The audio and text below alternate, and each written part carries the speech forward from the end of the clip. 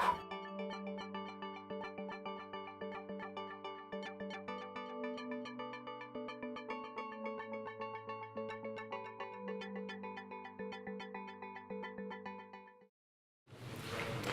don't know if I speak in English, also the Italian speaker, if they want to answer, can understand, or I should double.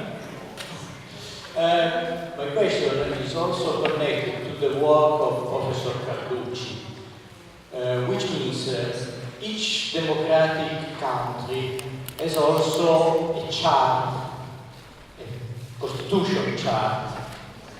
How this chart contrast or support the pacification extractivism? It's quite complex question. The question is to whom of the speakers can try to answer how the constitution charts of the countries can support or contrast this. He means constitutional provisions, right? Constitution. Yeah. Yeah, so I think maybe the thing we need to do is to think less about a constitution as designed to protect liberties and more as a constitution designed to protect certain forms of power.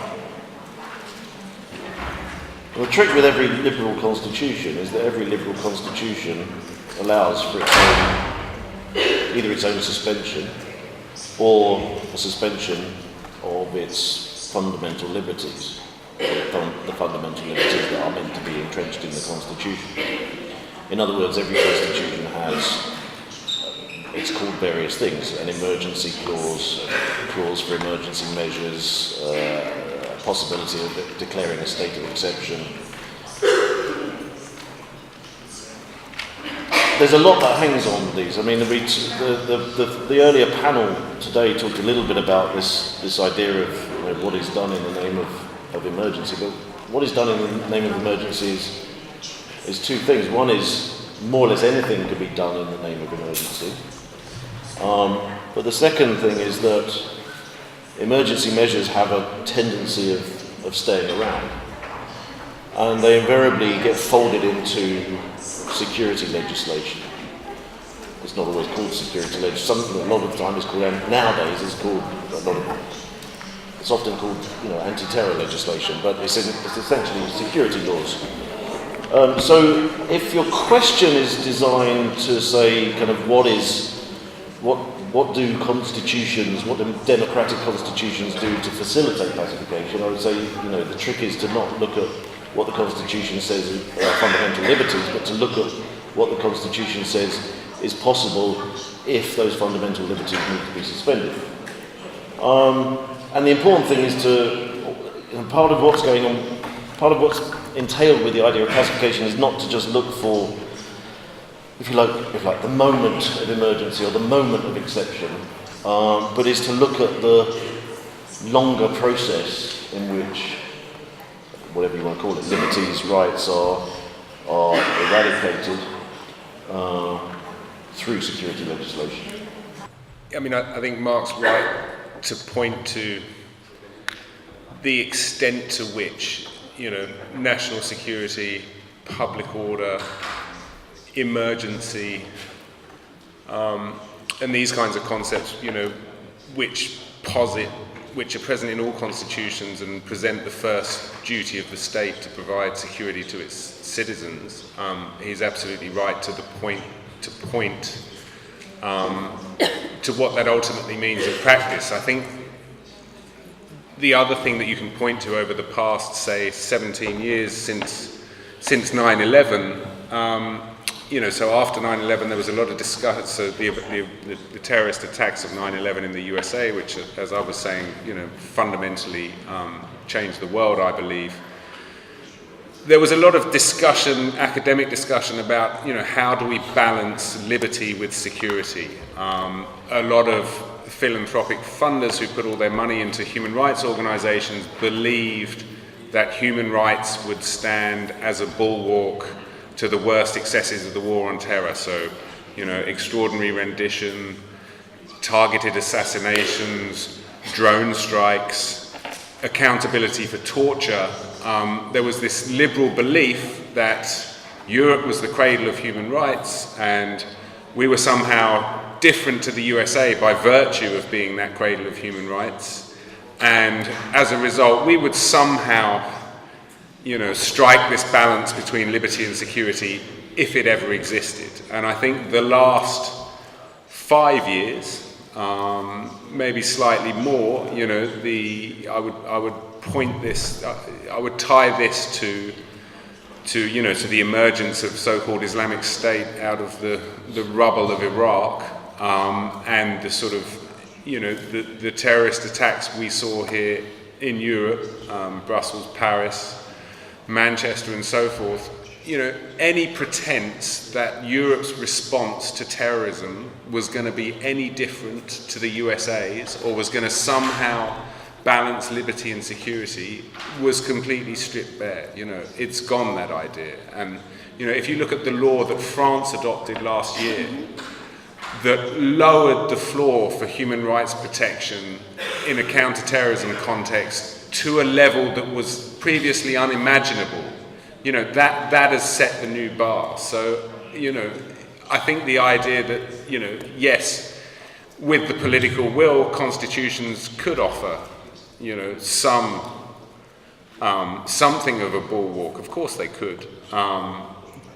To the sort of the most overt forms of pacification that we're now seeing. But the idea that in and of themselves they present, some kind of fundamental protection, I think it's been shown to be completely unfounded by recent history. Just to add a little bit to that from the perspective of these governments that I'm discussing in Latin America, it was really interesting. In just a few years, 18 countries in Latin America revised or replaced their constitution, and these constitutions, this is why scholars have written about the rights revolution, which is amazing, even rights recognized to non-sentient beings. So you can hardly get more progressive than that. And in a way, these governments, and I'm generalizing, of course, there are these details, but going from Venezuela to Bolivia, and people claiming to be doing socialism, right? But still we see, and so in a way, people are surprised that now we have this right-wing wave in Latin America. But when we look at the growth of extractivism and the continuous expansion of extractivism, even under these progressive governments, then it's not that much of a surprise. And second, and I don't have a response to that, this is just a big question I have, how did this happen? How do you have these very progressive constitutional reforms and all this legislation that I said, it doesn't get much better than that, at least in the present, and then the same mechanisms of emergency and anti-terrorist laws being used against the people who are supposed to be in power, right? And indigenous peoples and all these people being accused, now not of Islamist terrorists, but being accused of US agents, being accused of the enemy. So in a way, the mechanisms are still in place and work in these weird ways. And my problem is, this whole energy and struggle was co-opted.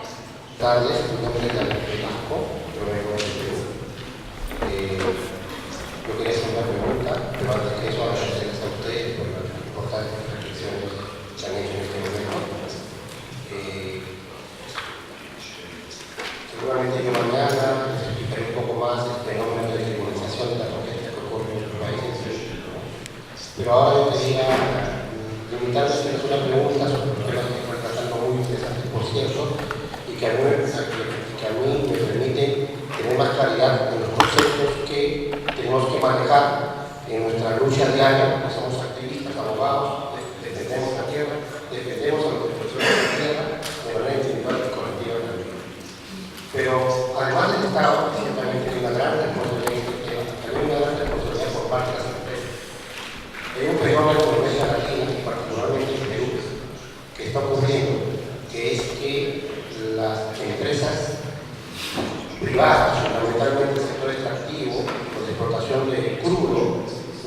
establecen convenios de seguridad privada con las fuerzas policiales, con las fuerzas militares, y lo que buena cuenta se convierte en lo que se ha llamado el fenómeno de, o se ha convertido en fuerzas mercenarias, ¿no? Defendiendo intereses de sectores empresariales que a cambio de una remuneración determinada, digamos, se ponen a disposición de estas empresas, utilizando los recursos públicos, la logística, el armamento, el uniforme y sobre todo la autoridad pública que le da nuestras constituciones a la fuerza policial de seguridad del orden interno y a la fuerza militar de seguridad, digamos, de defensa externa del país.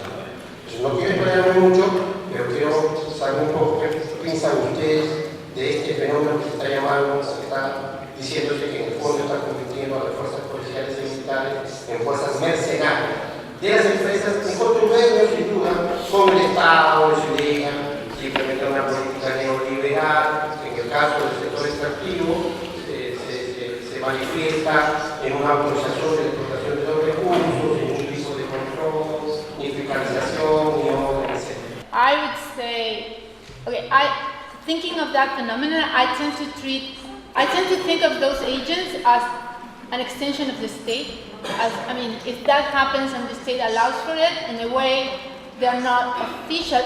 I tend to think of mercenaries along the lines of what in the US are called contractors. And so the state has been outsourcing a lot of the repression, right, through these new forms of mercenary armies. But that is the state. And we need to focus on the state. That the fact that the state is outsourcing violence the same way that it may have outsourced other traditional roles like education or health, that doesn't mean that it's not the state, it's the state behind still. I think it's a strategy of, I would say, trying to work, to play with Marx's concept of pacification. I would say it's a strategy through which the state hides part, or tries to hide part of this pacification campaign. So we focus on the companies instead of focusing on the state. That would be the first thing that comes to mind. But yes, it's happening a lot. Yeah, I'd maybe say we need to focus on the companies as well, Yeah. And again, taking a slightly historical lens to this, and I can only speak about, the part of the world I live in.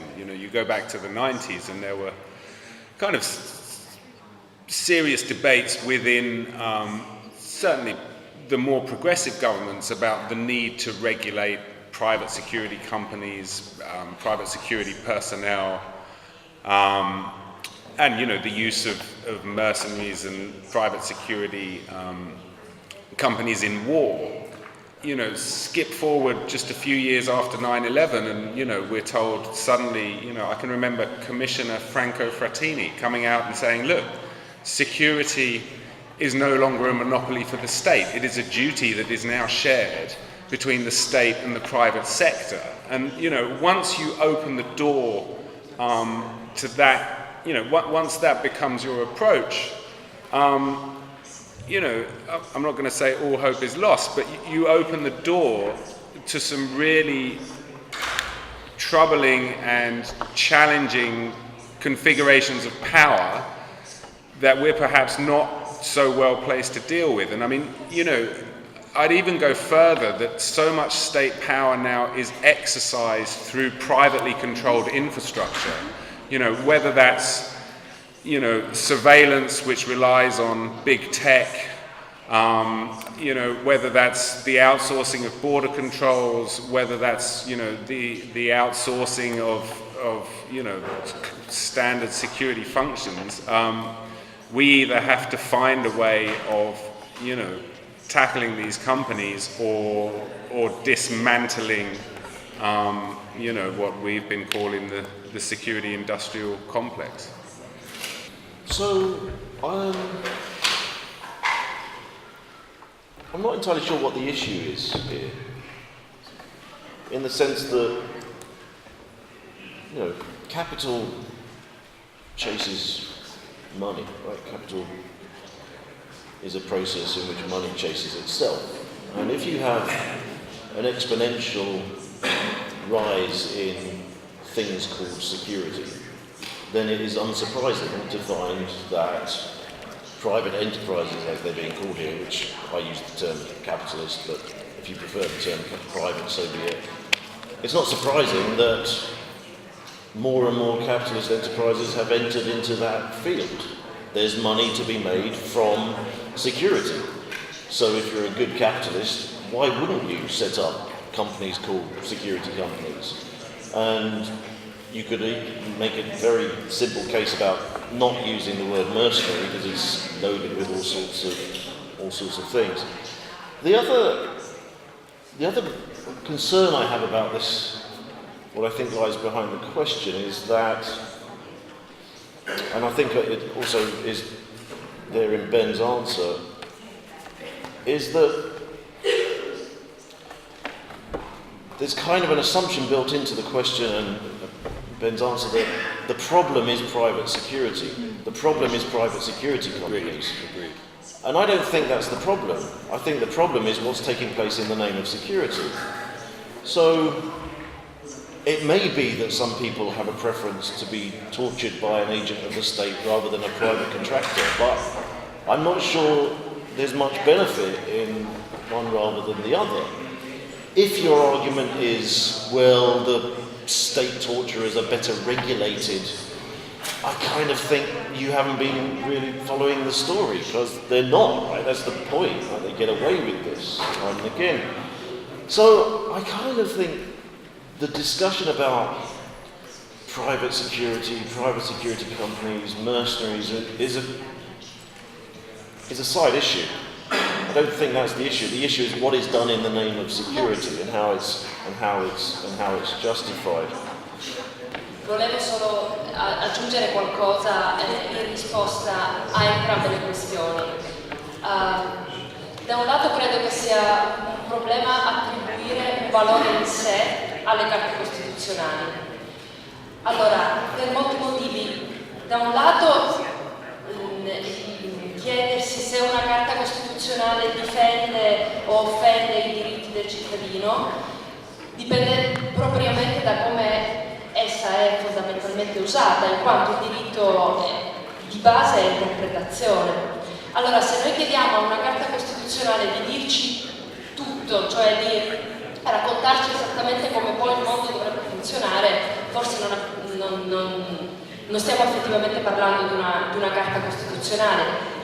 Questo poi pone un sacco di problemi a seconda delle tradizioni giuridiche. È chiaro che se si risponde in termini di common law, dove una Costituzione non è scritta, è un po' diverso che rispetto a delle esperienze invece dell'Europa continentale, ad esempio, in cui le carte costituzionali sono scritte.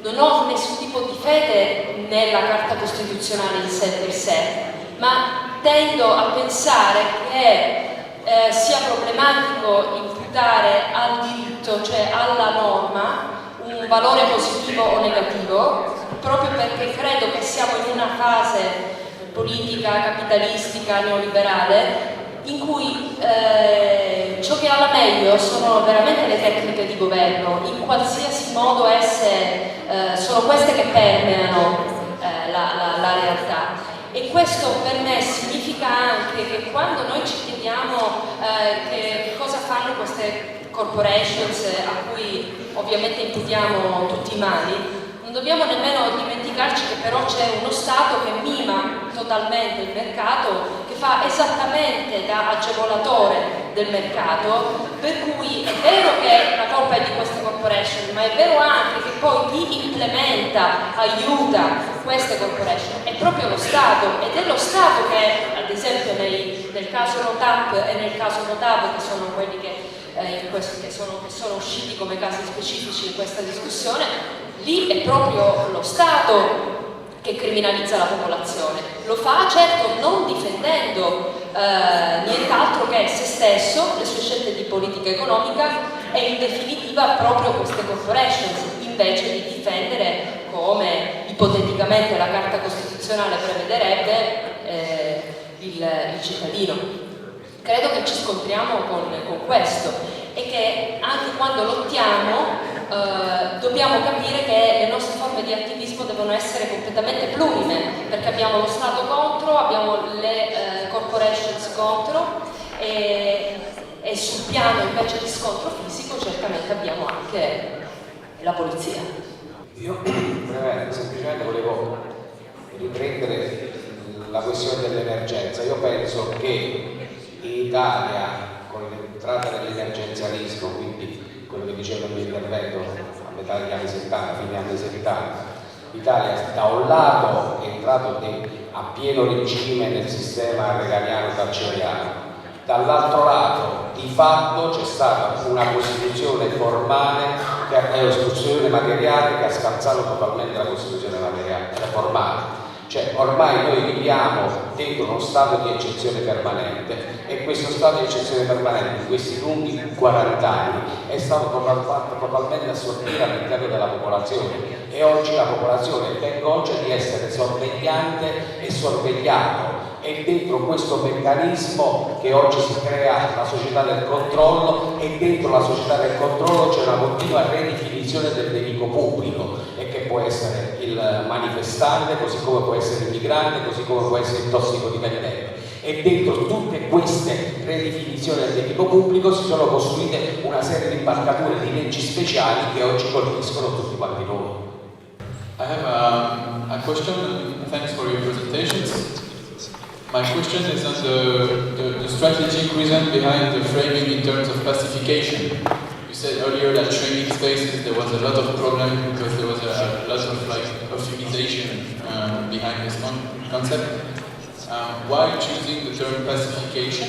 Why not, for example, make the tie with the history of counterinsurgency? Why not using counterinsurgency? Because when you say that everything started after the 9/11, or the 9/11 was like a turning point. Yes, we can debate about that, but we can also say that before, in the last 50 or 40 years before, was the development of all the techniques of counterinsurgency in the area of colonial and post-colonial wars. So for me, I wonder why, and what's the strategic reason? Because I guess it's a strategy to use that. So what is it? For using pacification rather than counterinsurgency or another concept to explain this process? I guess that's for me. I mean, of course, you're absolutely right. You know, you can draw a straight line between the tactics developed in the colonies. But I think, you know, okay, we could call it war and counterinsurgency, but for us, it's the breadth of issues that pacification potentially captures, right? It's like, you know, how does globalization deal with its discontents? You know, the disposable people that are thrown up by neoliberal globalization. How do states deal with social conflict? How does security manifest itself when faced with people who want to challenge power? And it's also interesting sitting here with Mark and hearing how we differ in the responses to some of the things that I mean, for us, pacification is a nice framing, but it's not going to be without its problems, I think. But also, how you explain the world is not always, dare I say, how you define your strategies of resistance in the short term, right? I mean, we're not going to sit there and say, everything that we're trying to do as T&I, or all the movements we're going to work with, or, is going to stem from this specific understanding of pacification. But I guess we want to we see it as a way of shifting the discourse away from these sort of, fairly, I'm not going to say unhelpful, but, problematic constructions like shrinking space, like the idea of balance between liberty and security, like whatever, conflict and order. But yeah, we've thought long and hard about it, and we're still, like I say, it's not without its problems. You want to add something? Yeah. So let me just disagree with Ben again. Just because you also repeated one of the things, I'm going to disagree with Ben again, but I want to pick up on it because it's something you repeated, something Ben said, which is that, you know, after 9/11 changed the world was changed, and I don't think it was, right? Because like most other people, I got up the next day, went to work, carried on my business. I don't think it was because the anti-terror legislation that Britain introduced just after 9/11 was going to be introduced anyway. They were working on it before 9/11. And I think it's too easy to say everything changed and everything's different, and that takes us away from the continuities, right? You know, so the British state was torturing people for a long, long time before the Americans adopted some of the British state's techniques, right? The British state was imprisoning people without trial for a very long time before the American state decided it would adopt this technique. So I think it's problematic to just point to 9/11 and go, post 9/11, we're, you know, things are different, we're in a new security world and so forth. I think 9/11 made certain things possible, right, and intensified some of the processes that were already taking place, and it's important to understand 9/11 in that sense, but I don't think the world was that different, right? I still feel exploited. Now, counterinsurgency. So, it's a good question, right? Yes, a good question.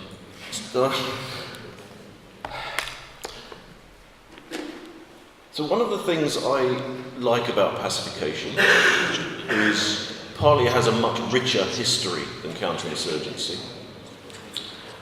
I like the fact that there's a very rich literature on pacification written by the ruling powers and their key figures. I like the fact that pacification demands that we think about the concept of peace more critically. I like the ways in which it makes us bring together arguments about war, police, security in a way that counterinsurgency might not quite manage. I like the fact that pacification demands that we think about pacification when there appears to be no insurgency. Right? The counterinsurgency point asks us to look for the insurgency and to consider how the insurgency is being countered. Of course, a lot of the time, the insurgency is produced by the counterinsurgency, right? You know, because the term, if you take a colonial context, for example, the insurgency exists because the colonial powers are there, right? So the counterinsurgency, in effect, creates the insurgency. So we're already in a complicated world. But what I like about pacification is it's asking us to consider not simply moments or periods of insurgency, but also it asks us to consider how pacification takes place on an everyday level. Yeah? So if I can get, you know, so to give an example, if you take the curfew, right, if you take the idea that everyone has to be in their house at 9 p.m, okay? No, what appears to be the interesting aspect of the curfew is that everyone goes home by 9 p.m, let's say. And we might see that as a moment of pacification. But in a sense, what's more interesting is that in the morning, everyone gets up and goes to work, right?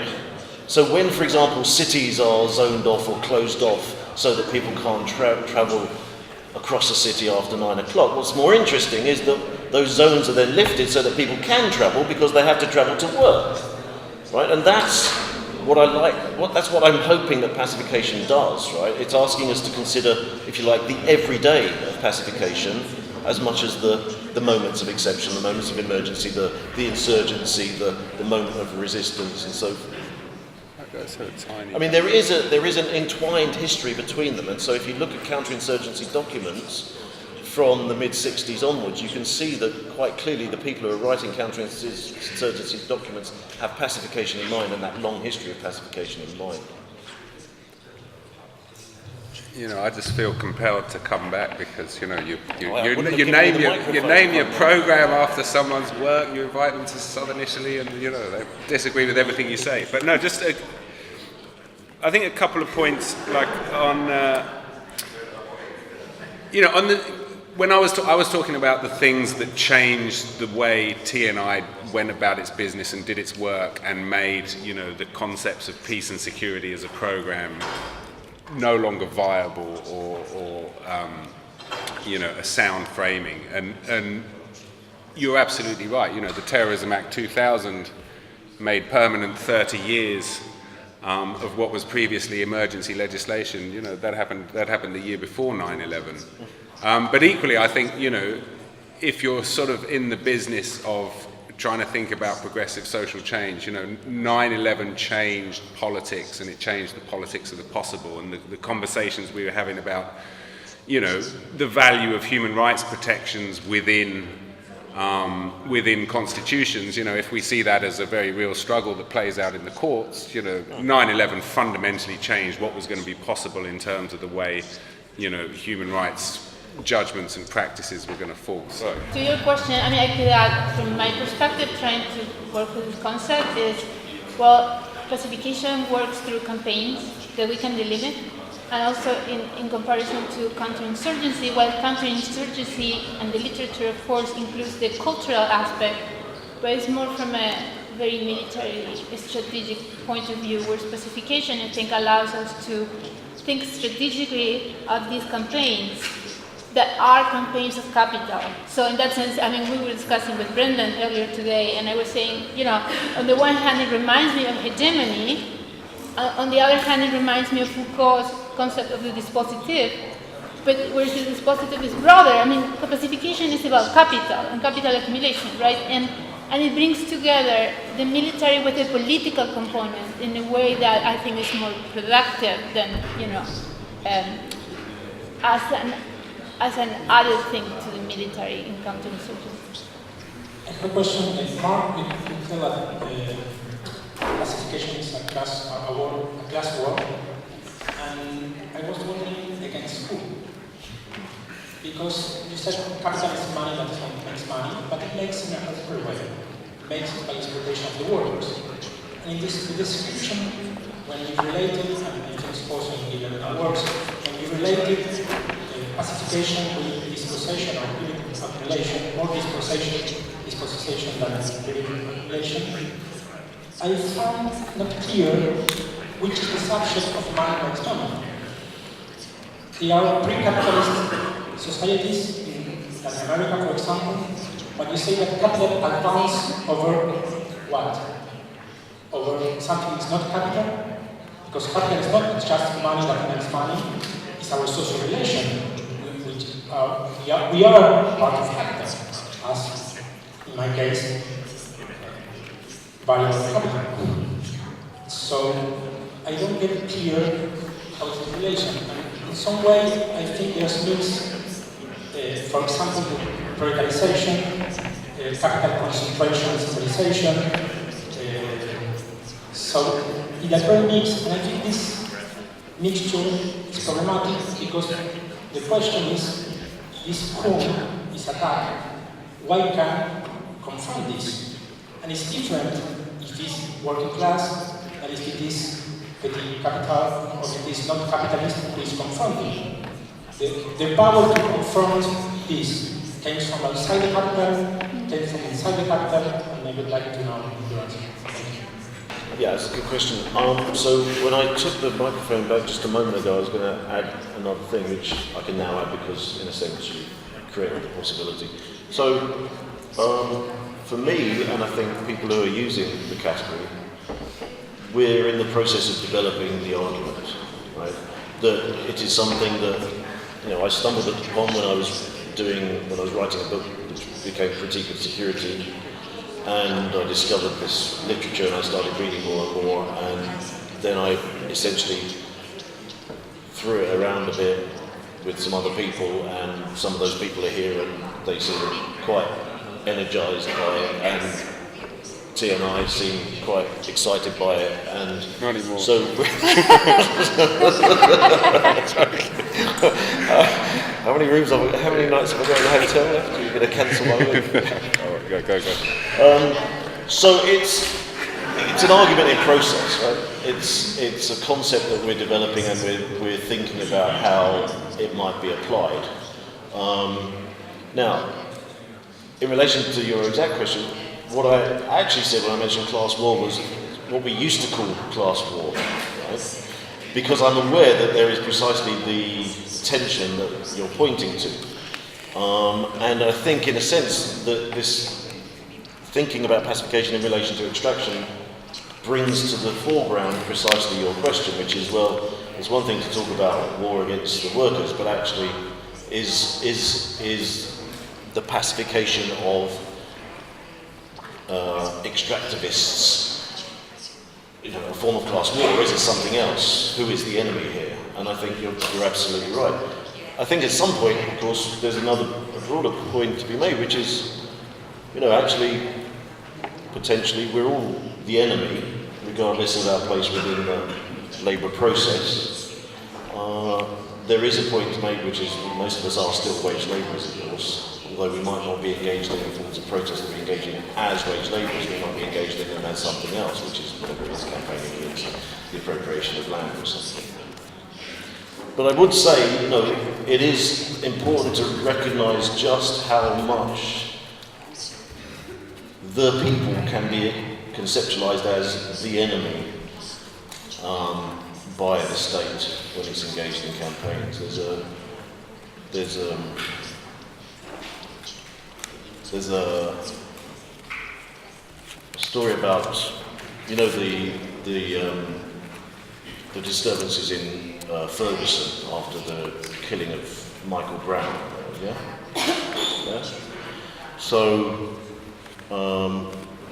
it turned out a year later, under CNN ran a Freedom of Information request, and they got hold of some of the internal memos from the National Guard, Missouri National Guard, and the memos were referring to the enemy, okay, and then the enemy being the protesters, and then someone obviously said, maybe we shouldn't use the language of the enemy, maybe we should use the criminal elements, and so they shifted very quickly from talking about the enemy to talking about the criminal elements.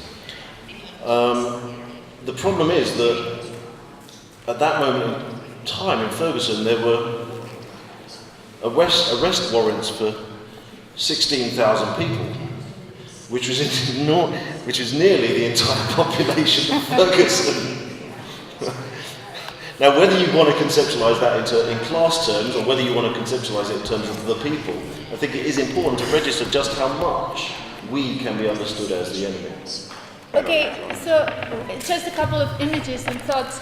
I was thinking, in neoliberal parlance, right, they talk about rigidities, the rigidities of the market. So I would think that in the case of extractivism, it's also that, so pacification was first introduced with capital, and so pacification helped me think of what Marx describes, those kinds of violence under primitive accumulation. So it helps me there as a foundational thing.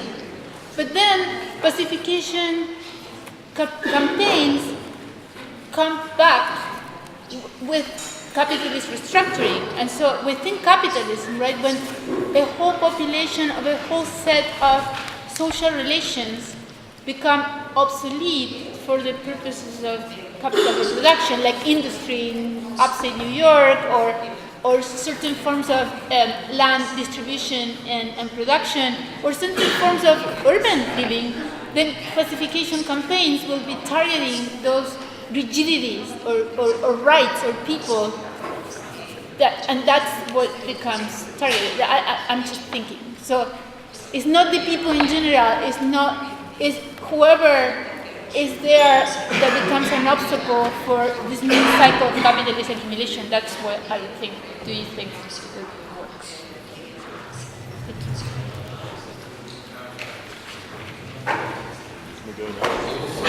Can we go now?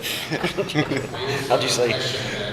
Was related to what we discussed before about the relationship between pacification and counterinsurgency. And if I look at the case of Africa, for instance, there are two different theories. Did you say the Cape of Africa? Did you say the Cape of Africa?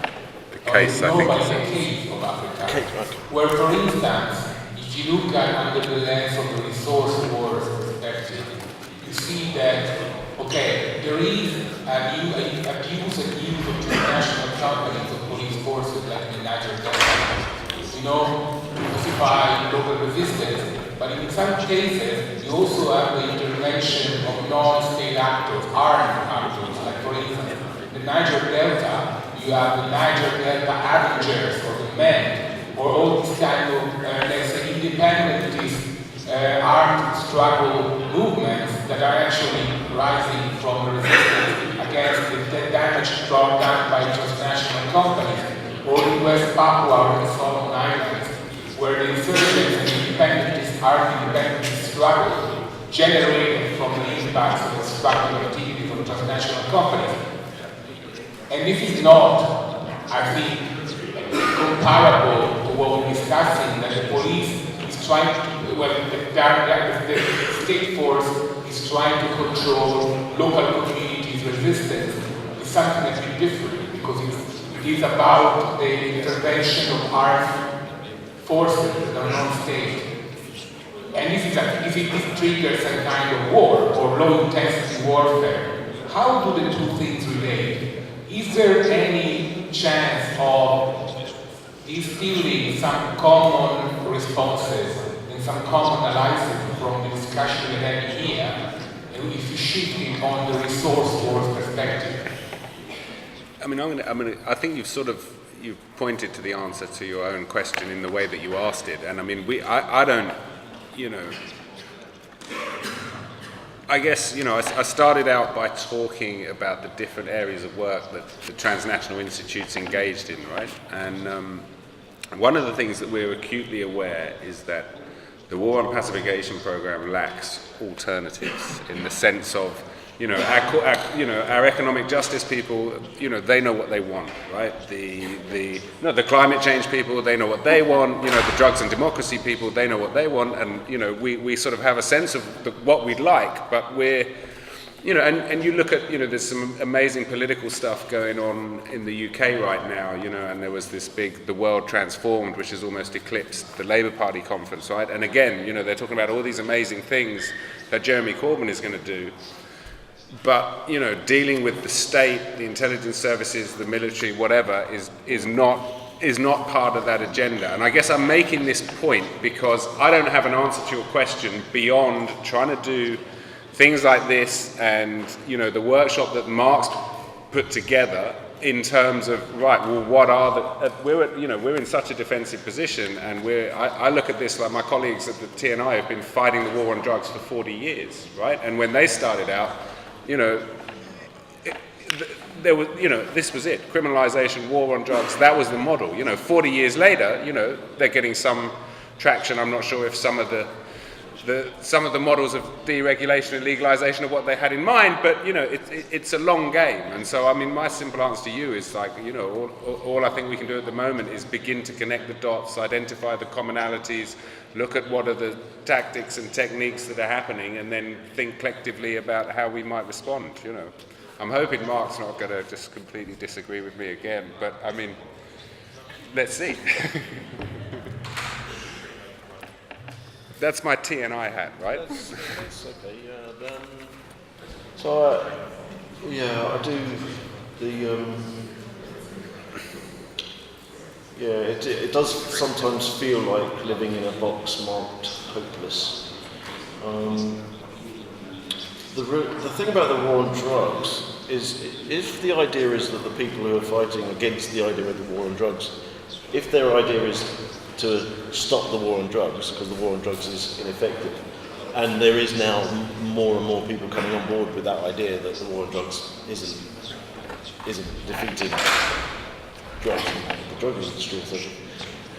There's a more cynical argument, which is, if the war on drugs is finally called off, it's because it's been folded into the war on terror. Right? So everything that used to be done in the name of the war on drugs can now be done in the name of the war on terror. So in a sense, if the war on drugs is ever abolished, and I'm not convinced it will be, but if the ruling class ever did go, actually, we're calling that war off, It's because whatever they wanted to do in the war on drugs can be done in the war on terror, or through the war on terror. And in that sense, you might be right about 9/11 changing things, right? In the sense that it's, terrorism at that forefront, right? So I want to finish by saying I fully agree with what Ben has said.